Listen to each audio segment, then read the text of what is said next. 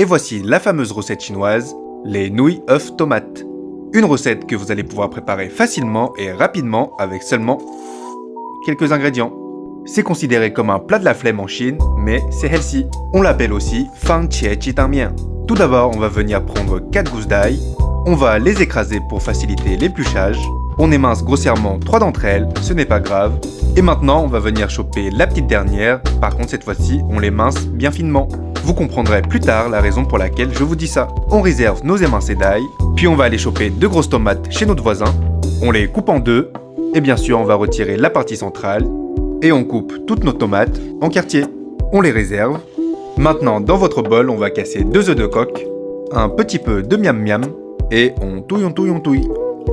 Désormais, dans votre wok ou dans votre poêle, versez un filet d'huile neutre, vos petits œufs, cuisez-les comme si vous faisiez une omelette, mais à la fin, mettez-y un peu d'alcool de riz, ça va parfumer votre omelette.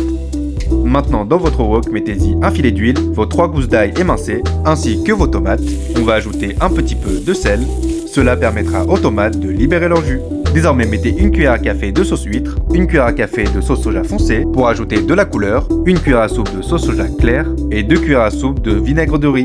On mélange le tout et on vient ajouter 500 ml de bouillon de viande, de légumes ou d'eau si vous êtes végétarien. Quelques tours de moulin à poivre blanc, un peu de miam miam et salé à votre convenance. Désormais, laissez mijoter 5 à 10 minutes à moyen petit feu et voilà, votre bouillon est prêt.